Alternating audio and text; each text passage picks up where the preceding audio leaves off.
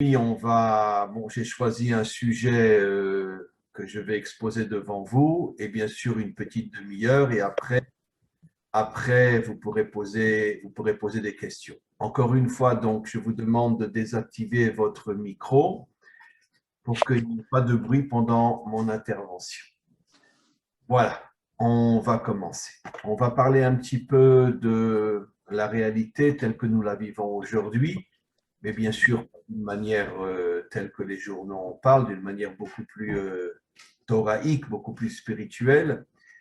Et je commencerai d'abord par réexpliquer ce que j'avais déjà, je pense, dans d'anciens cours, expliqué sur la notion, le mot Mashiach, qui veut dire le Messie en hébreu.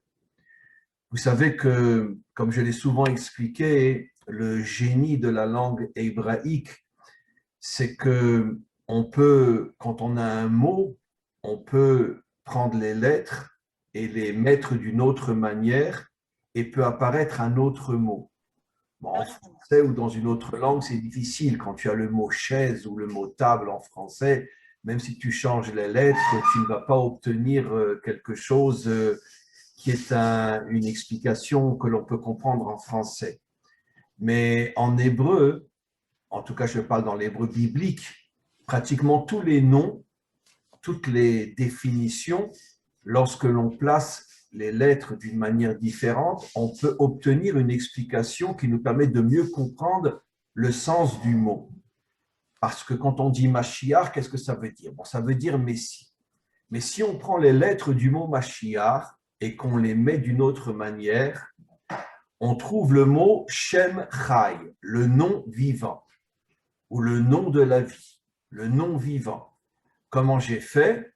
J'ai pris le Mem et le Shin des deux premières lettres du Mashiach, je les ai mis à l'envers, j'ai mis le Shin avant le Mem, ça fait Shem, le nom, et après Chai, le nom vivant. Et qu'est-ce que cela signifie?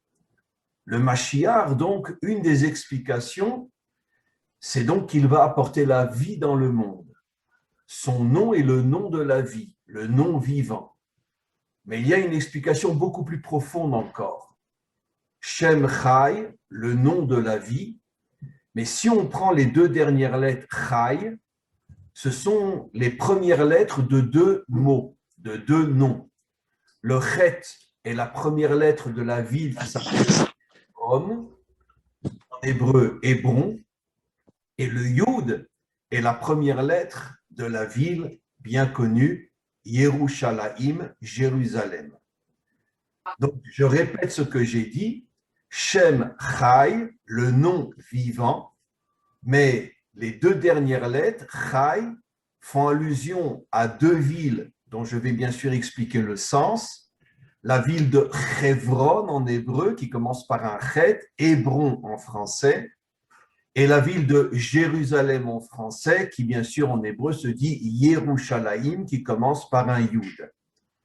Donc en vérité, dans le nom Mashiach, sont inclus deux villes essentielles, Hebron et Yerushalayim. Et pourquoi?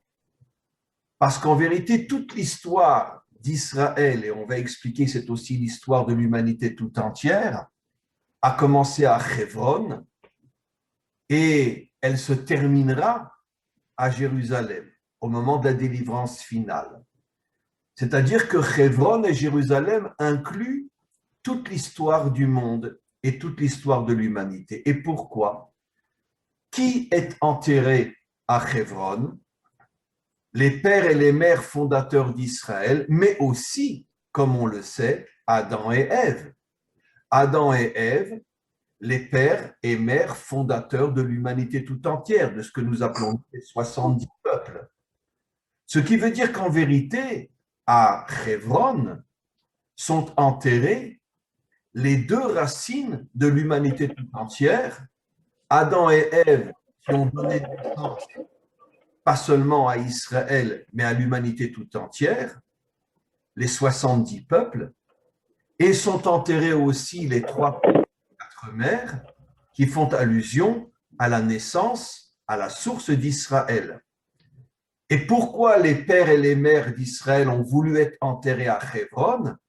Parce qu'ils savaient que Adam et Ève étaient enterrés à Hebron, et ils savaient que la finalité de l'histoire humaine, c'est l'union totale entre Israël et les nations, et c'est pour ça qu'ils ils ont d'abord vécu pendant de nombreuses années, les trois pères et les mères ont vécu à Hebron, mais après ils ont été enterrés à l'endroit où sont enterrés Adam et Ève, parce que justement ils voulaient faire allusion au fait qu'un jour viendrait où l'humanité tout entière serait reconstruite, il n'y aurait plus de haine entre Israël et les nations, entre les nations et Israël, et au contraire, Israël et les nations formeront un couple qui sera le couple de la délivrance finale.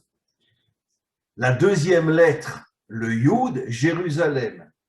Nous savons que Yerushalayim, Jérusalem en français, nos prophètes expliquent qu'au moment de la délivrance, je le dis en hébreu, Ki beiti bet tefila yikare lechol ha'amim, ma maison sera une maison de prière pour toutes les nations. Ça fait allusion à la reconstruction du troisième temple, qui ne sera pas seulement le temple d'Israël, mais qui sera le temple de l'humanité tout entière, qui sera la maison de prière de l'humanité tout entière, ce qui signifie que Jérusalem redeviendra d'une certaine manière la capitale spirituelle de l'humanité tout entière. Elle sera bien sûr la capitale aussi politique d'Israël, mais sur le plan spirituel, Jérusalem sera la capitale de l'humanité tout entière. Ce qui veut dire que finalement, nous comprenons maintenant quelque chose d'extraordinaire. C'est quoi le nom Mashiach?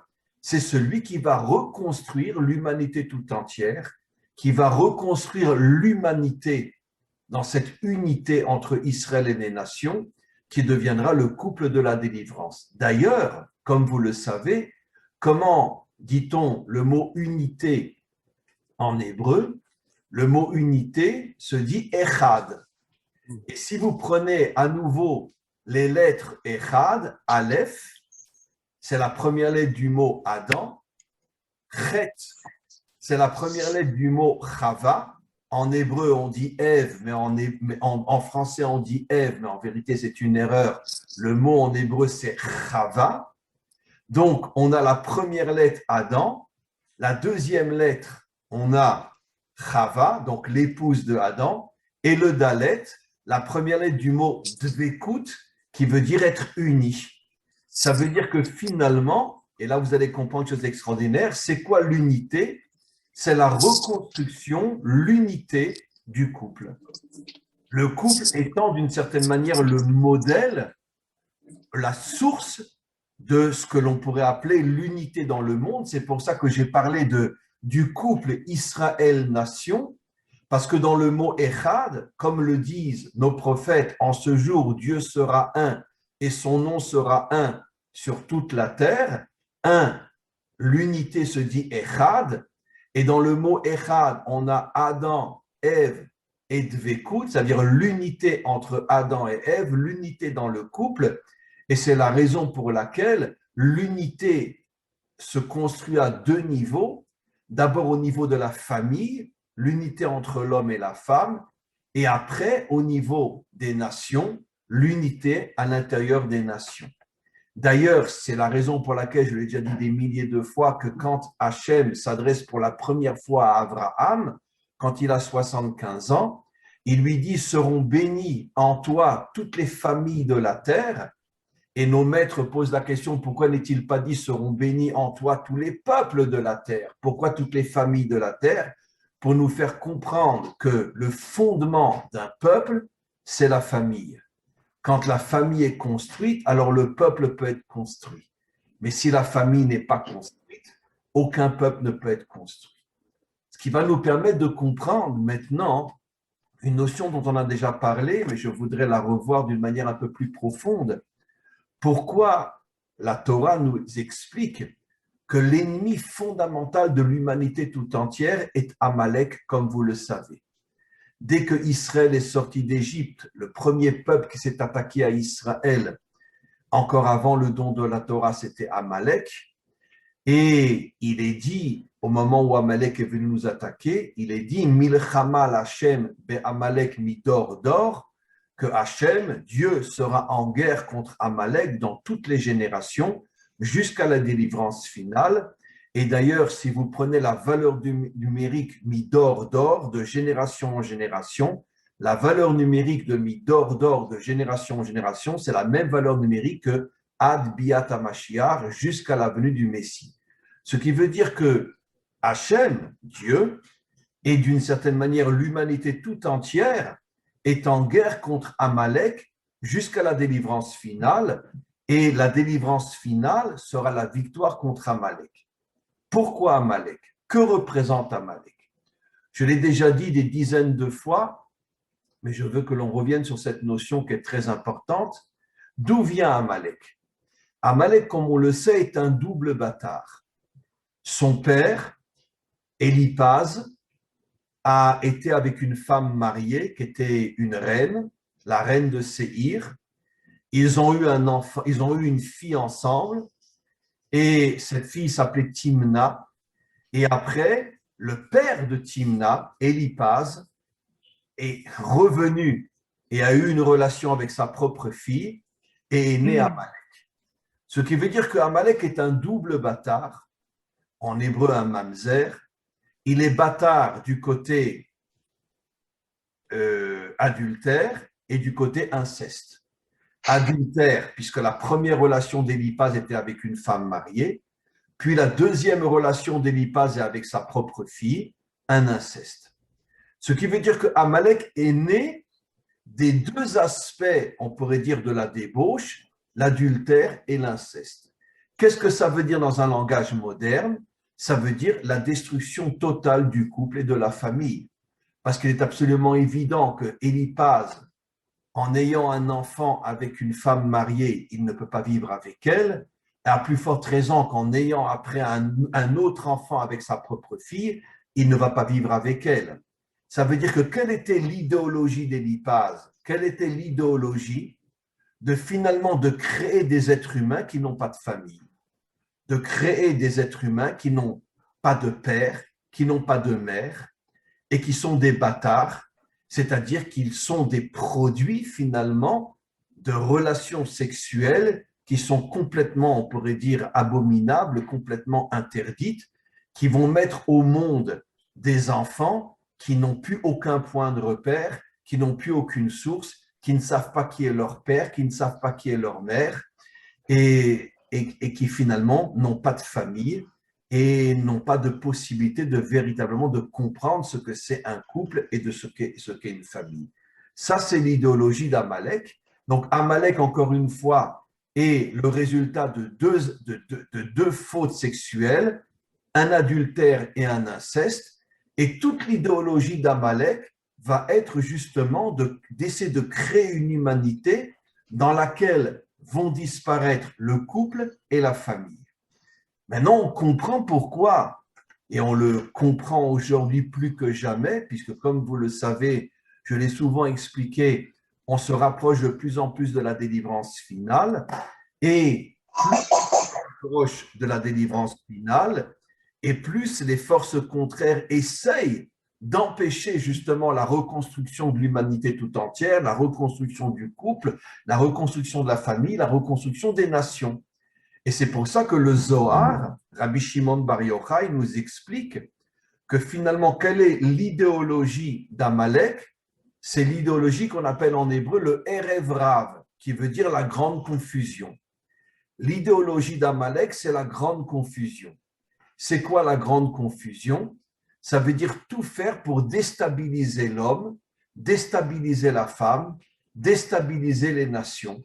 C'est exactement la génération dans laquelle nous vivons aujourd'hui. On est vraiment, vraiment, vraiment, vraiment aujourd'hui sous le signe plus que jamais dans l'histoire humaine, sous le signe de l'idéologie amalécite, d'Amalek, puisque l'idéologie officielle du monde occidental aujourd'hui, c'est la destruction du couple, la destruction de la famille et, en dernier recours, la destruction des nations, puisque, comme on le sait, les dirigeants et surtout les forces contraires qui sont cachées derrière les dirigeants font tout pour détruire les peuples aujourd'hui par des mélanges inimaginables de gens qui viennent de partout et qui n'ont absolument pas ni la mentalité française, ni la mentalité belge ou autre, et qui viennent et qui sont accueillis par centaines de milliers, par millions. Et évidemment, quel est le but? C'est de détruire les nations. Pourquoi? Parce que justement, à partir du moment où il n'y a plus de couple, il n'y a plus de famille et il n'y a plus de nation, l'homme perd tous ses points de repère, l'homme perd sa source, perd le sens de sa vie, perd le but de sa vie. Et à ce moment-là, c'est très, très, très facile de le dominer et finalement de le transformer en esclave. Et c'est plus ou moins ce que nous voyons aujourd'hui. Je vous dirai quelque chose d'absolument incroyable que j'ai lu dans le Zohar il n'y a pas longtemps, et c'était la première fois que je lisais cette notion-là, que figurez-vous que le Zohar, Rabbi Shimon Bar Yochai nous explique que juste avant la délivrance, il y aura une énorme pandémie qui va se répandre dans le monde entier. Il ne parle pas du corona, bien sûr, mais il Mhm. parle d'une épidémie. Bon, en français, c'est plutôt une pandémie qui va se répandre dans le monde entier et qui va durer pendant des années et des années jusqu'à la délivrance finale. Et le Zohar rajoute qui va être à l'origine de cette pandémie? Le Erev Rav. Ça veut dire toutes ces forces cachées qui ont créé donc ce virus, etc., pour justement déstabiliser complètement l'humanité tout entière. Et on a commencé avec le corona, maintenant c'est le delta. Après le delta, ils vont nous inventer je sais pas comment on appelle, une autre transformation du virus, etc. Et quoi qu'il en soit, le Zohar dit, et j'ai découvert ça il y a quelques jours, que finalement le dernier grand combat euh, au niveau de l'humanité tout entière serait une pandémie qui va se répandre dans le monde entier et qui durera jusqu'à la délivrance finale. D'ailleurs, on le voit, puisque quand le corona a commencé, Oui, euh, on est arrivé à une situation où on pensait que plus ou moins on s'en était sorti, et puis tout d'un coup est arrivé le delta, on dit aussi delta en français, est oui. arrivé le delta, et on sait tous qu'une fois qu'on va arriver à vaincre le delta, ils vont nous trouver une autre transformation, etc. Ça y est, c'est fait. Une variante, voilà, une variante, c'est le mot que je cherche. Et donc, essayez d'éteindre vos micros, parce que ça fait du bruit. On est vraiment donc dans une situation où effectivement, selon ce que nos maîtres nous ont expliqué, et on voit qu'il y a une volonté véritablement de déstabiliser l'humanité tout entière, de manière à ce que l'homme n'ait plus aucun point de repère, de l'affaiblir, de manière à pouvoir le dominer d'une manière beaucoup plus facile, et finalement que tous les peuples, enfin ce qui restera des peuples, deviennent à la merci de ce pouvoir maléfique qui veut s'approprier le monde. Alors, ce que je voudrais expliquer, c'est que comment le Mashiach va s'en sortir? Comment? Alors, d'un autre côté, j'ai déjà souvent expliqué que c'est toujours ce phénomène de jour et nuit, d'obscurité et lumière que l'on voit dans toute l'histoire. Parce qu'on vit d'une certaine manière dans une grande obscurité aujourd'hui et on ne sait pas du tout vers où on va. Mais d'un autre contraire, d'un autre côté, comme j'ai souvent expliqué, on voit aussi un réveil inimaginable au niveau des peuples, au niveau de ce que moi j'appelle les Bnei Adam. Il y a un réveil extraordinaire au niveau donc des hommes et des femmes des nations qui prennent conscience d'une certaine manière de ce qui se passe dans le monde et qui prennent aussi conscience de l'importance de la Torah.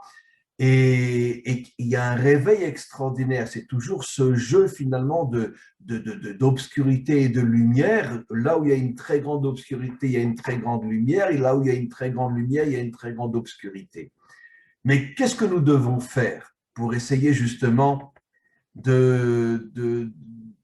finalement de ne pas tomber dans ce piège de déstabilisation totale de l'humanité? Alors, je veux revenir justement sur ce que j'expliquais au niveau du Mashiach. Au niveau du Mashiach, comme vous le savez, au départ, le mot Mashiach veut dire loin, celui qui est loin. Et c'est le mot en hébreu Mashiach, c'est quelqu'un qui est loin. Comment qu'on le loin, excusez-moi, je ne sais pas si c'est qu'on dit comme ça, comment qu'on le loin. On prend des olives, on les broie complètement, on extrait l'huile et on versait sur la tête de certaines personnes, par exemple les rois étaient loin, on versait de l'huile sur leur tête. Le Kohen Gadol, le grand prêtre au temple, était loin lui aussi. Généralement, c'était donc le roi et le Kohen Gadol, le grand prêtre, qui était loin. Mais ce qui est très, très intéressant, c'est que justement, revenons maintenant à l'origine de cette onction, qui signifie en vérité Mashiach, ça veut dire celui qui est loin. Tu prends une olive, tu la broies, tu la détruis totalement et tu extrais l'huile. N'oublions pas que l'huile, c'est aussi la source de la lumière. Pendant des millénaires, comment qu'on avait la lumière dans les maisons, c'était justement avec de l'huile. Mais regardez ce qui est très, très intéressant, c'est que finalement, l'olive, elle cache en elle l'huile. Maintenant, l'olive en tant que telle, tant que tu l'as dans les mains, même si tu la manges, tu n'as pas du tout un contact avec l'huile. Il faut vraiment la broyer, la faire disparaître pour pouvoir faire apparaître l'huile. Qu'est-ce qu'on comprend de là? Ça veut dire que le Mashiach, qui veut dire loin, celui qui a reçu l'onction, représente en vérité le dévoilement de l'intériorité.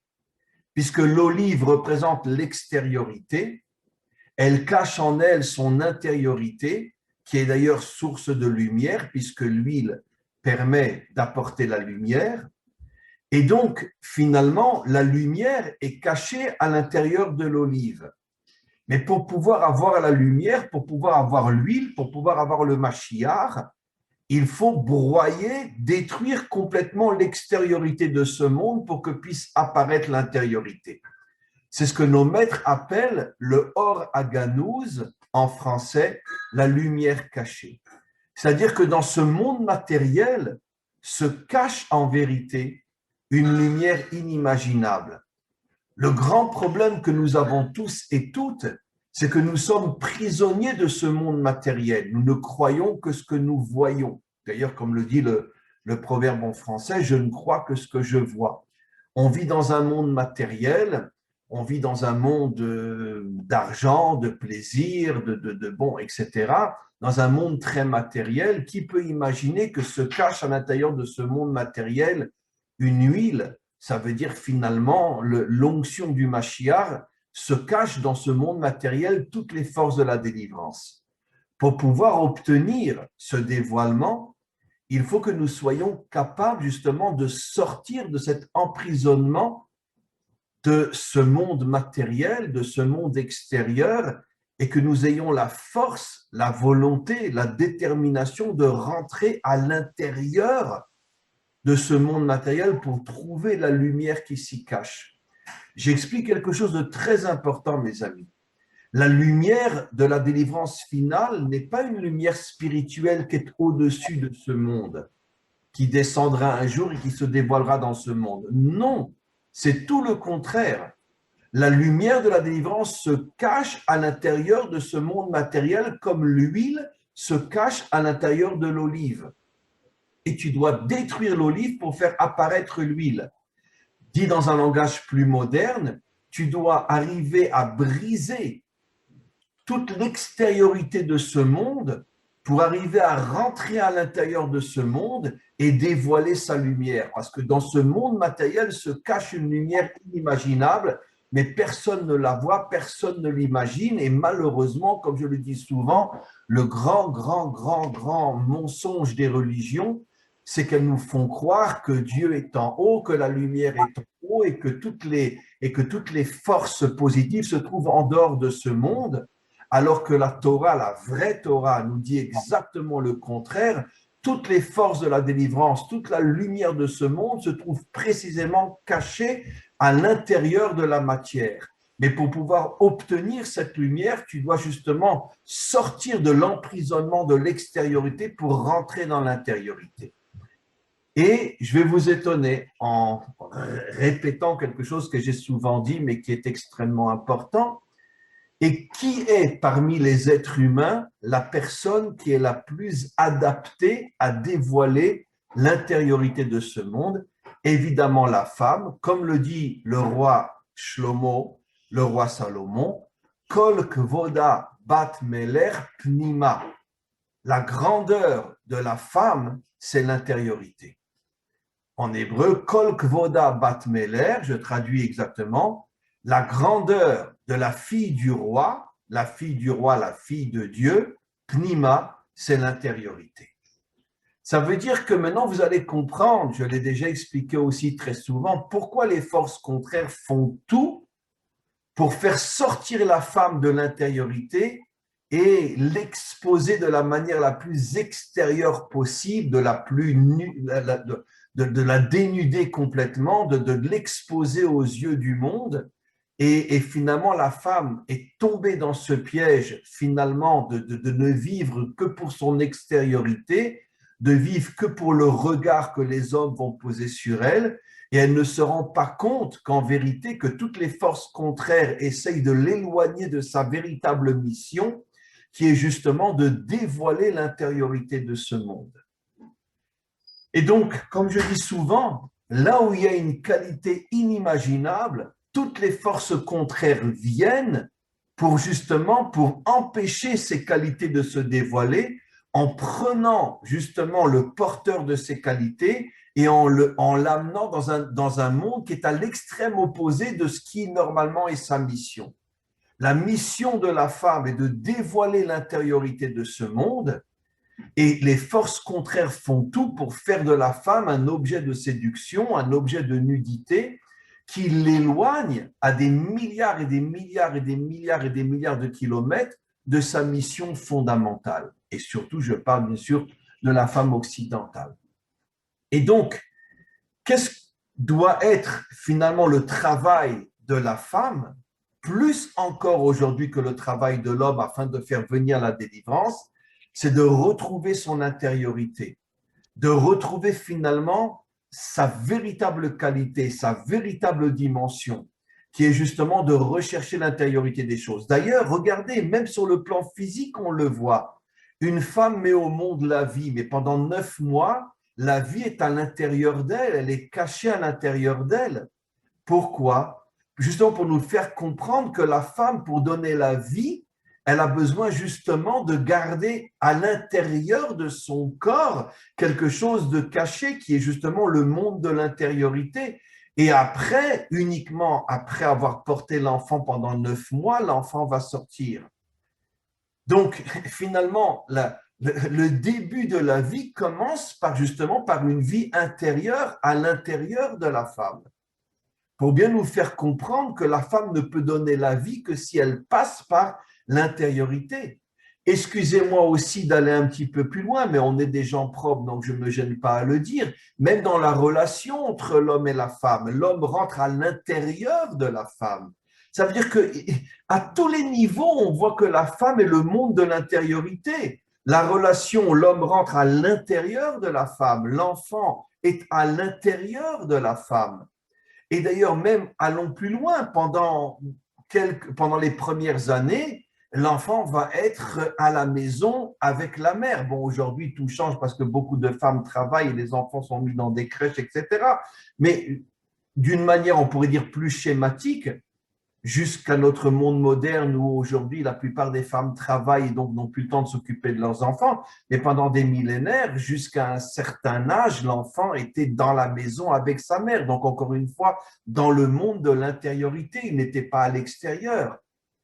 Donc on a quantité, si vous voulez, de messages qui nous montrent que la femme a été construite pour justement dévoiler le monde de l'intériorité. Maintenant, vous comprenez pourquoi, comme je l'ai déjà expliqué, le serpent s'est attaqué à la femme avant de s'attaquer à l'homme. Parce que le serpent savait que la délivrance, que le salut du monde dépend de la femme beaucoup plus que de l'homme. Et comme je l'ai déjà dit, contrairement à tous ces, on pourrait dire,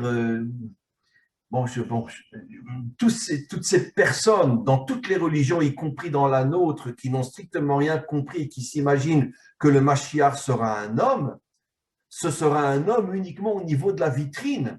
Mais la véritable force messianique, ça sera une femme et non un homme. Ça veut dire que ce sera son épouse qui va lui donner toutes les forces de pouvoir agir dans ce monde. Mais en vérité, toutes les forces que le Mashiach portera en lui, ça sera les forces que sa femme lui donnera. Donc le vrai Mashiach ne sera pas un homme, ça sera en vérité une femme. La dimension cachée. D'ailleurs, dans ce monde matériel, on le sait tous, toutes les énergies sont cachées à l'intérieur de la matière. Dans l'atome, dans les atomes, les électrons, on ne les voit pas. Et dans l'atome, dans le noyau de l'atome, se trouve une énergie qui peut faire exploser le monde. Ça veut dire qu'en vérité, que les forces les plus puissantes sont cachées de nos yeux. Et c'est ça le symbole de la pudeur. C'est quoi en vérité la pudeur féminine? Qu'une femme cesse justement de s'exposer au regard des hommes de manière à retrouver son intériorité et de pouvoir devenir la véritable force qui va reconstruire et qui va sauver le monde. Alors évidemment, quand je parle de pudeur, ne me prenez pas d'une manière exagérée, c'est-à-dire, oui, Liliane me dit l'ADN par exemple. Bien sûr, toute la dimension humaine, on pourrait dire la définition de l'homme, c'est l'ADN. Quelqu'un voit l'ADN. Merci. Merci d'avoir fait cette remarque tellement juste. Personne ne voit l'ADN, mais on sait que toute l'histoire humaine est dans son ADN et personne ne voit l'ADN. Donc on voit que finalement que toutes les forces de ce monde sont des forces cachées. Et dans la dimension humaine, la force cachée qui a complètement été détruite par le mal, ça doit être la dimension féminine. C'est pour ça que nos maîtres nous disent que la délivrance finale viendra par le mérite des femmes. Parce que lorsque les femmes vont avoir ce réveil et vont retrouver leur véritable dimension. Et quand je parle de pudeur, encore une fois, ne me prenez pas, je ne parle pas de pudeur dans le sens que la femme doit se couvrir des pieds jusqu'à la tête et on doit juste voir ses yeux qui dépassent. Qu'à Dieu ne plaît, je ne parle pas de ça. Je parle d'une pudeur beaucoup plus moderne. Ça veut dire, je parle tout simplement que la femme cesse de devenir l'objet du regard. C'est de ça que je parle. Ça veut dire qu'elle cesse de vivre en fonction de comment les autres vont la regarder. Parce que dans cette dimension-là, elle sort complètement de sa dimension intérieure. Ce qui veut dire que, pour terminer, finalement, la délivrance finale ne va pas passer par les hommes, elle va passer par les femmes. Et c'est pour ça qu'encore une fois que le serpent s'est attaqué à la femme et non à l'homme. Parce que le serpent savait que le salut dépend de la femme. Et donc, c'est pour ça que nous, les hommes, on doit tout faire pour avoir, d'une certaine manière, l'humilité et l'honnêteté de reconnaître que finalement, depuis la faute de Adam, le monde est tombé dans le monde de l'extériorité. Et c'est pour ça que les hommes se croient beaucoup plus importants que les femmes. Mais en vérité, le Mashiach va remettre le monde à l'endroit et les hommes se rendront compte que finalement, que la force la plus importante de ce monde n'est pas l'homme, mais est la femme. Parce qu'elle est à l'intériorité. Toutes les forces cachées, comme on le sait, sont à l'intériorité et non à l'extériorité. Voilà, mes amis. On va maintenant passer à vos questions. Et bien sûr, donc les cours reprennent normalement maintenant, dimanche prochain, dimanche d'après. Bon, dans un mois, il y aura les fêtes. En ce qui nous concerne, Rosh Hashanah, Kippour, etc., mais ça on en parlera, mais en tout cas, pendant un mois maintenant, on ne va pas interrompre les cours du dimanche. Alors, mes amis, y a-t-il des questions ça peut être des questions dans un autre domaine. Oui, Harry. Adonai, c'est aussi ADN, ADN Adonai. Bravo, bravo, bravo. C'est une explication qui a déjà été très, très, très souvent apportée. Et que vous avez retrouvé absolument dans le mot Adonai, qui veut dire Dieu en hébreu, vous avez ADN. Et Adonai, c'est par définition la dimension cachée, puisque Dieu, on ne le voit pas, Dieu, on ne sait pas où il est. Dieu, c'est la dimension la plus cachée de toute la création. Et comme par hasard, en français, le mot ADN, ou même en anglais DNA, mais c'est quand même les lettres ADN, quoi qu'il en soit, l'humanité tout entière appelle l'identité humaine ADN, qui veut dire Adonai. Comme pour nous faire comprendre que de la même manière que Dieu est caché, la dimension humaine authentique est complètement cachée elle aussi. Absolument. Voilà. Oui, Liliane, il faut ouvrir votre micro. Attendez, je vais… Oui. Voilà. Très bien, Liliane, oui. Que penser des GPA et tout ça? Que penser de toutes les fécondations qui ne sont pas naturelles dans le monde futur? Écoutez, Ces enfants-là, quels vont être leurs rôles? tout est produit une fois de plus, tout est fait encore une fois de plus pour priver les nouvelles générations de leurs sources. Aujourd'hui, encore une fois, je parle d'une manière neutre, ne prenez pas ce que je dis comme une attaque, mais on le sait très bien dans le monde entier, les homosexuels ont des enfants qui ne sont pas créés naturellement. De plus en plus de femmes aujourd'hui se font des enfants, même si elles ont un copain, elles ne veulent pas un enfant du copain, elles veulent un enfant qu'elles prennent dans une éprouvette. C'est aujourd'hui des millions de femmes dans le monde et en Israël aussi malheureusement, ça devient de plus en plus légal. Et je sais qu'en France, il y a encore une loi qui interdit de payer une mère porteuse. En Amérique, cette loi a sauté.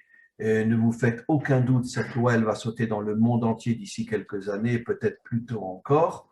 Ce qui veut dire qu'une femme qui travaille, etc., ou qui n'a pas envie d'être enceinte, le couple paiera une mère porteuse et finalement l'enfant ne sera pas véritablement l'enfant de ses parents et il ne connaîtra jamais la mère qui l'a mis au monde. Donc c'est vrai au niveau, excusez-moi de le dire, c'est vrai au niveau des lesbiennes, c'est vrai au niveau des homos qui sont de plus en plus nombreux dans le monde, mais c'est vrai aussi même au niveau des femmes qui ne sont ni lesbiennes ou des hommes qui ne sont pas homos, qu'ils décident de se prendre une semence dans une éprouvette, puisqu'elles sont toutes congelées dans les hôpitaux aujourd'hui dans le monde entier, et de se faire un enfant sans savoir finalement qui est à l'origine de cette semence-là. Et bien sûr, quelle est l'idée cachée qui est derrière tout ça? Déstabiliser l'humanité tout entière. Et donc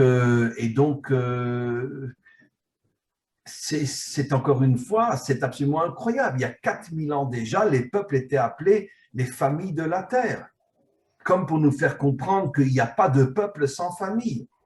Et toute l'idéologie aujourd'hui du monde occidental, c'est justement de détruire la cellule familiale pour détruire les peuples et déstabiliser complètement les hommes et les femmes. Ça va donner, pardon, mais ça va donner une décadence. Mais ça va donner une décadence inimaginable, mais ça va permettre d'une certaine manière de robotiser l'humanité tout entière au service des grandes puissances financières qui vont prendre le dessus sur l'humanité tout entière. Vous savez, je l'ai déjà dit, je pense, enfin dans certains cours aussi, je crois que je vous l'ai déjà dit aussi, nos maîtres disent il y a déjà de nombreux millénaires que le dernier grand dictateur qui reviendra sur Terre avant la délivrance finale sera Nimrod. Et qui était Nimrod? Nimrod a été le premier qui a voulu justement détruire l'humanité, pas détruire les humains, mais détruire l'humanité, c'est-à-dire détruire les peuples, en construisant la tour de Babel et en réunissant des peuples qu'il a complètement mélangés, de manière à ce qu'ils perdent leur identité nationale et que plus personne ne sait qui il est. Regardez la France aujourd'hui, regardez l'Allemagne. L'Allemagne a fait rentrer en elle, bon, elle a déjà des millions de Turcs depuis très longtemps, mais ces dernières années, elle a fait rentrer des centaines de milliers, voire peut-être même quelques millions de Russes, des gens d'Europe de l'Est, et n'oublions pas 1 million de Syriens. 1 million de Syriens sont entrés en Allemagne. Mais comment c'est possible? Vous savez combien il y a d'Allemands authentiques, d'origine allemande sur plusieurs générations en Allemagne aujourd'hui? 20%? Mais 30% d'Allemands d'origine allemande sur plusieurs générations. 70% de l'Allemagne aujourd'hui n'a pas d'origine allemande. Autant dire qu'ils vont disparaître. Et en tant qu'Allemands, ils vont disparaître, c'est sûr. Mais ça attend d'une certaine manière l'Europe tout entière.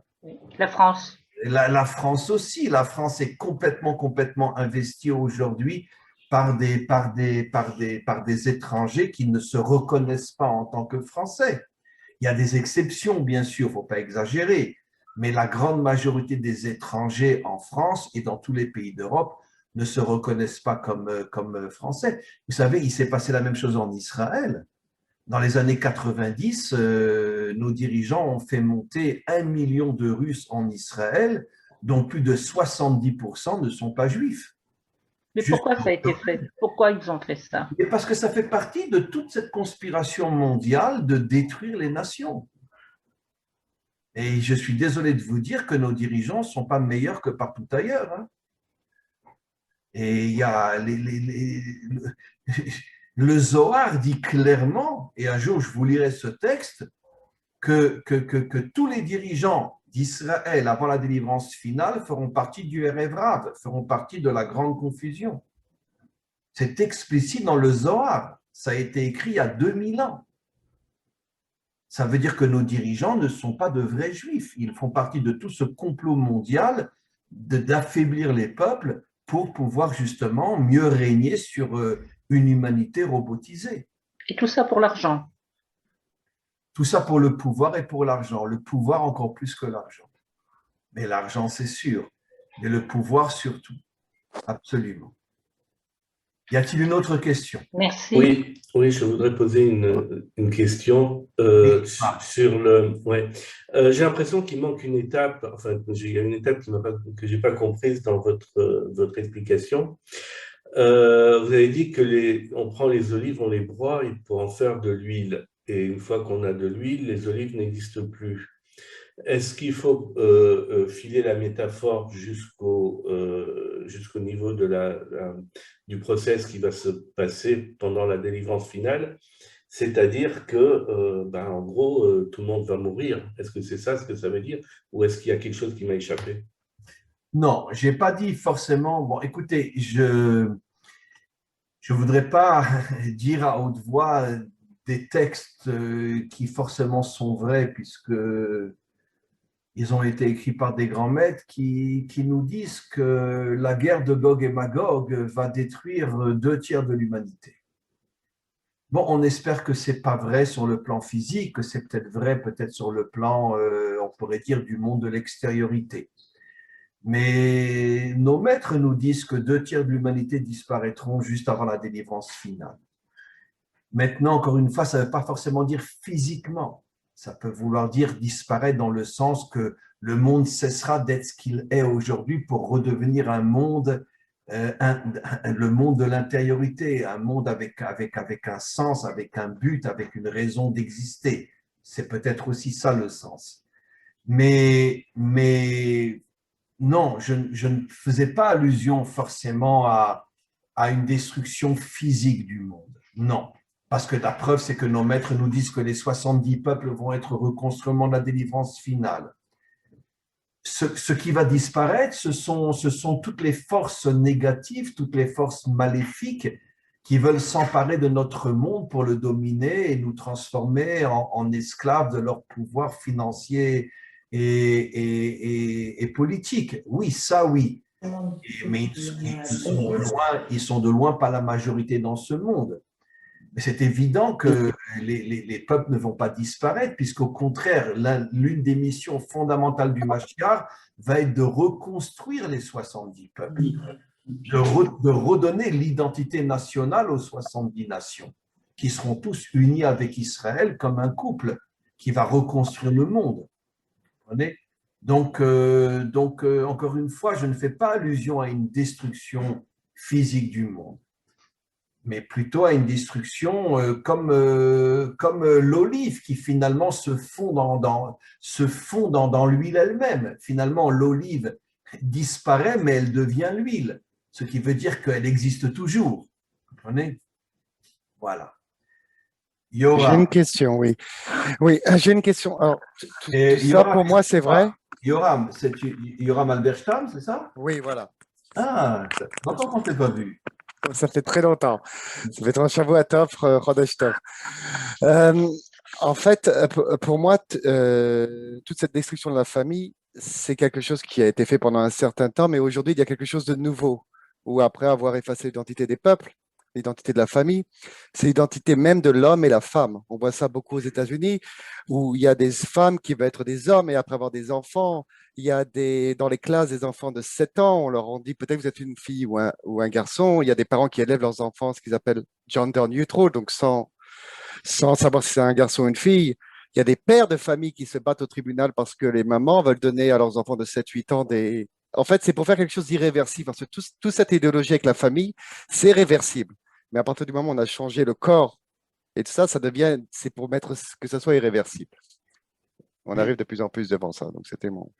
Je suis 100% d'accord avec toi et chez nous en Israël, on est loin d'être protégé de ce phénomène-là. Je pense que tu le sais très bien. Que Israël aujourd'hui est devenu le laboratoire expérimental de l'humanité tout entière, dans tous les domaines, et dans ce domaine-là aussi, et dans ce domaine-là aussi, malheureusement. Je sais, moi j'ai eu en Israël, et je ne vais pas nommer l'endroit, mais dans une école où une mère est venue, on fait Abba Shel Shabbat et Ima Shel Shabbat, et elle voulait qu'on fasse Abba Shel Shabbat et Abba Shel Shabbat.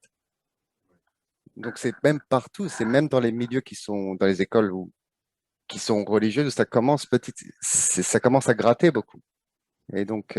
100% d'accord, 100% d'accord. Aujourd'hui, il n'y a plus, c'est plus, bon, je l'ai dit dans différents d'autres cours, mais la Torah a pratiquement disparu aujourd'hui. Elle a été remplacée par la religion juive, qui n'a aucune différence avec toutes les autres religions. Ça veut dire que bien sûr qu'il y a toujours des hommes authentiques qui sont accrochés à la vraie Torah, mais la grande majorité de notre peuple aujourd'hui a sombré dans la religion.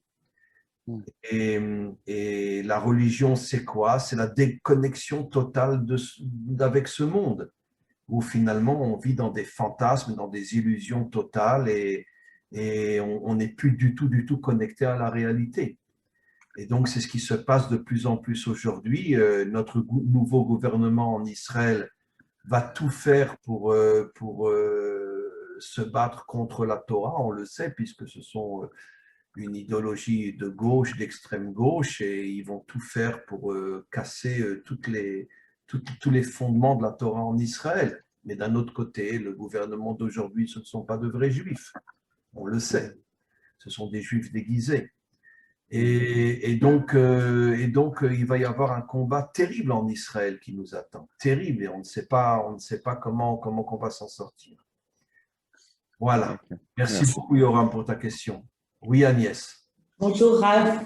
Pendant que vous n'étiez pas là, donc on a écouté vos cours, et en fait, ce qui me vient à l'esprit, c'est justement le fait de l'annulation du Vav, c'est-à-dire de la mémoire, qui correspond donc à la mémoire. C'est-à-dire que là, actuellement, on essaye d'annuler tout ce qui est notre mémoire. Absolument. Et la mémoire, en fait, elle se traduirait par de multiples façons, évidemment.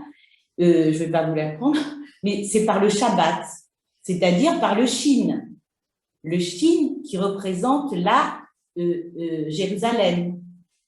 Parce que le Shin représente donc le temple, le feu, et Évron représente la terre.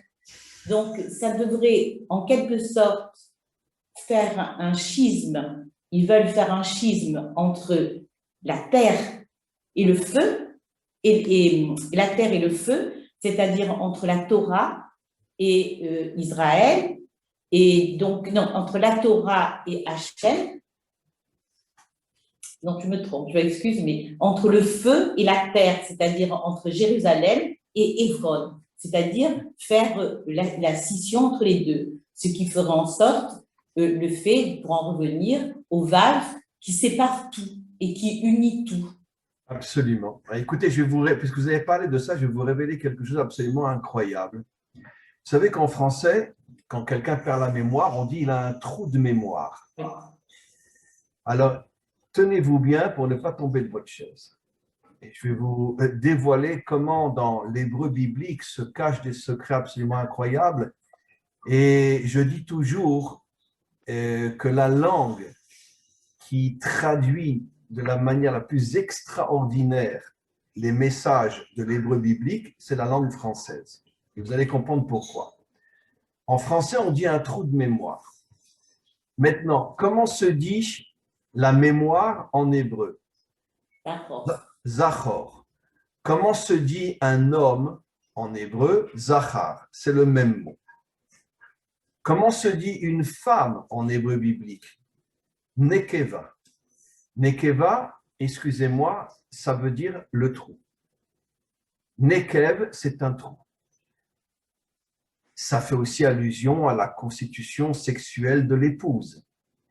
Mais d'un autre côté, l'homme se dit Zachar, qui fait allusion à la mémoire, et la femme s'appelle Nekeva en hébreu biblique. Elle a aussi d'autres noms, mais l'un de ces noms, c'est Nekeva, qui veut dire le trou.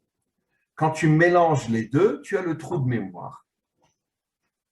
Et puisque l'homme, Zachar, c'est la mémoire, la femme, Nekeva, c'est le trou de mémoire.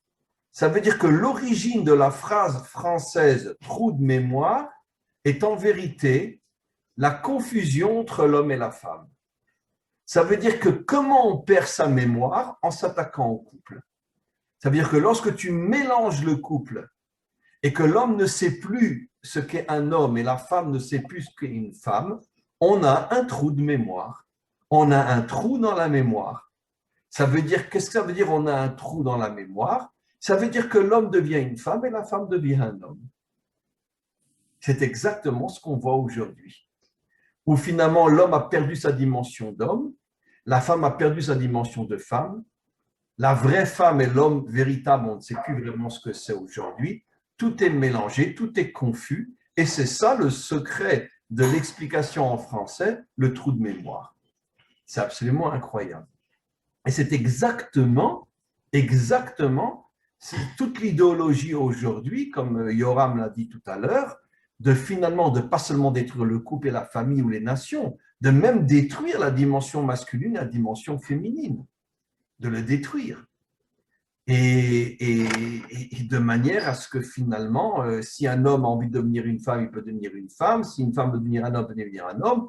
Ou bien même si je reste homme, je reste femme, je peux vivre avec un homme, je peux vivre avec une femme. Ça veut dire que finalement, les véritables dimensions masculines et féminines sont en train de disparaître complètement. Complètement. Et j'oserais presque exagérer, mais je sais que j'exagère pas. Peut-être viendra un temps où un homme et une femme auront honte de sortir dans la rue et se tenir par la main. Tout le monde dira, ils ne sont pas normaux ceux-là, quoi. Un homme avec une femme, mais ce n'est pas des gens normaux, ça.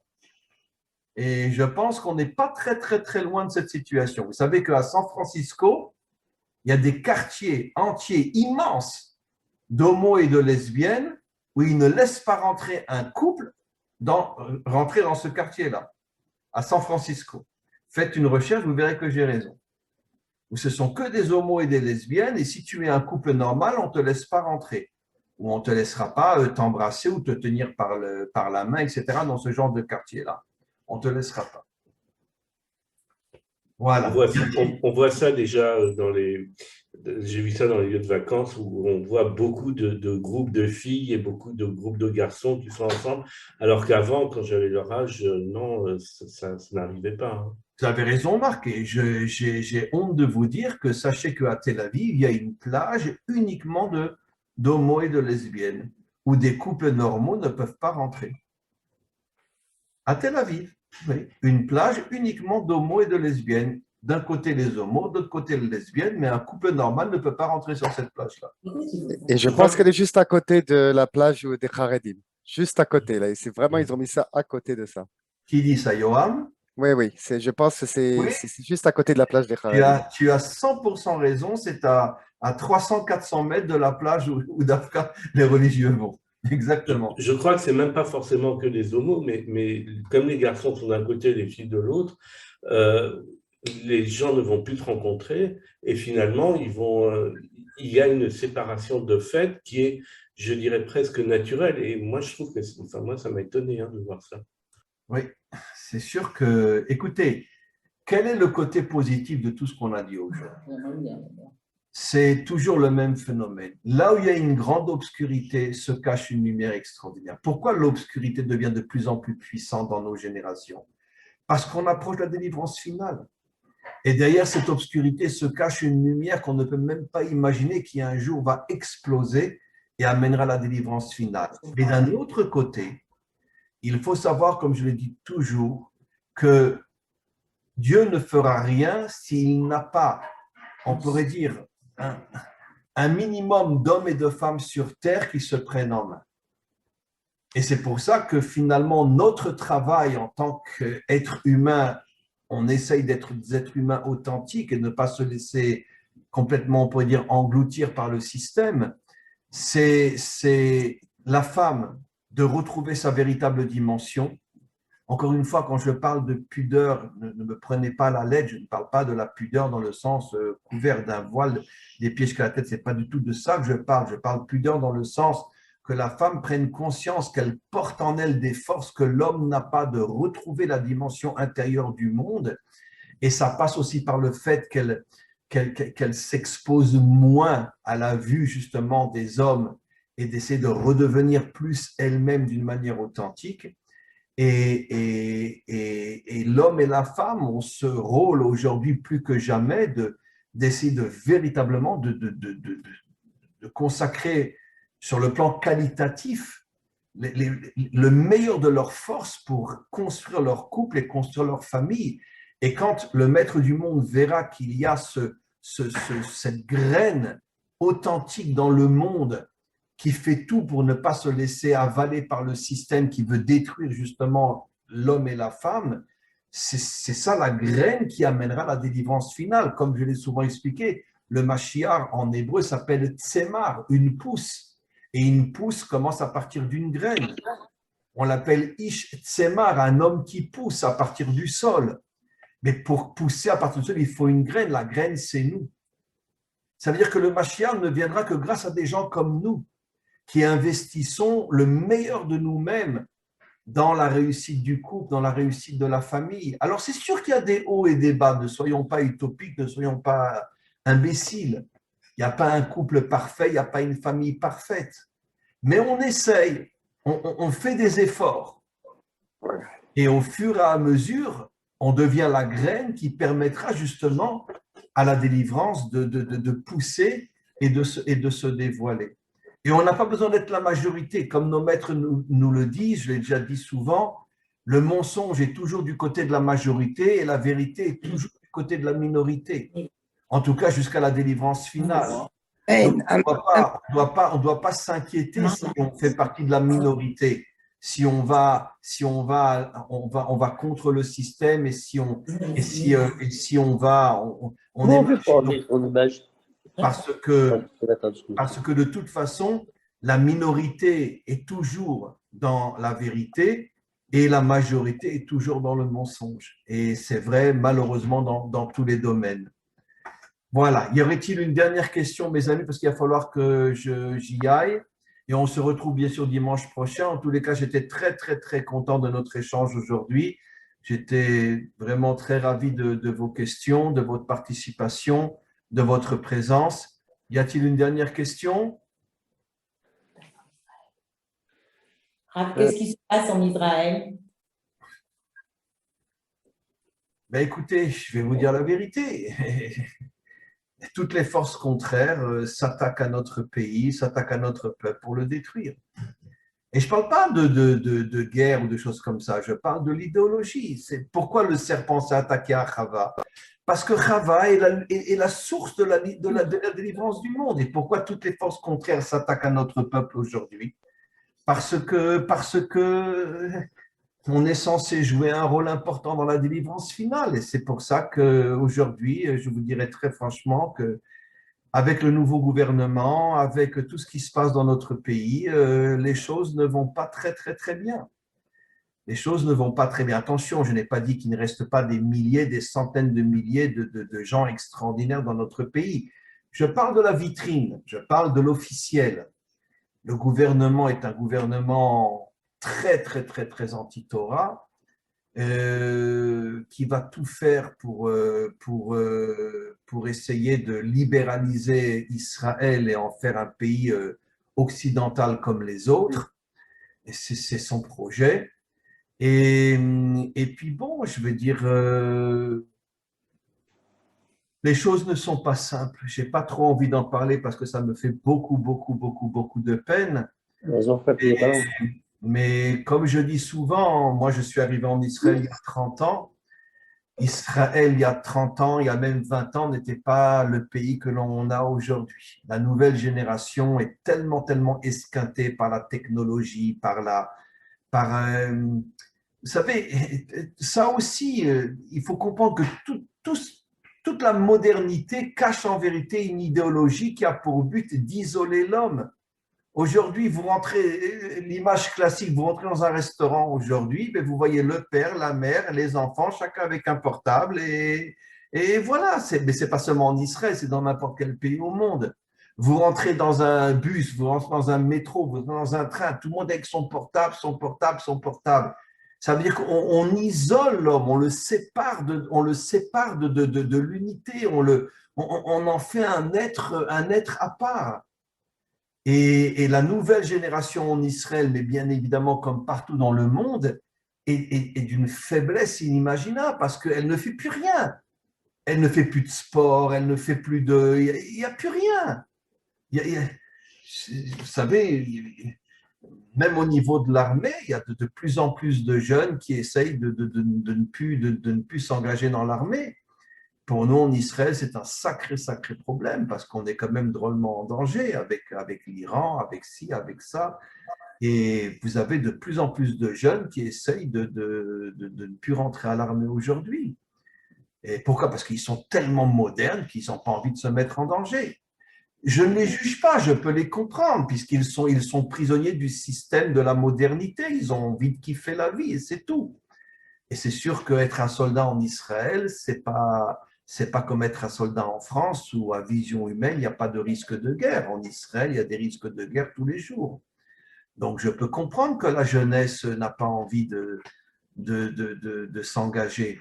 Mais d'un autre côté, Israël est un pays qui a beaucoup, beaucoup changé ces 10-15 dernières années parce que la nouvelle génération est prisonnière de la technologie, prisonnière de la modernité et a de moins en moins on pourrait dire de moins en moins d'identité juive ou israélienne authentique. Il y a beaucoup d'exceptions, bien sûr, ne me prenez pas 100% à la lettre, mais le pays d'Israël aujourd'hui n'est pas ce qu'il était il y a 20 ans, ou il y a 25 ans, ou il y a 30 ans. Mais comme je dis toujours, ce n'est que le reflet de l'humanité tout entière qui est en train de s'écrouler au niveau de la grande image. Et heureusement qu'il reste des gens comme nous qui essayons de s'accrocher de toutes nos forces pour ne pas se faire avaler par le système. Et ce sont encore une fois grâce à des gens comme nous que la graine de la délivrance sera plantée et que finalement la délivrance se dévoilera. Voilà mes amis. Je vais devoir arrêter aujourd'hui et on se retrouve donc dimanche prochain pour un nouveau cours. Merci encore une fois.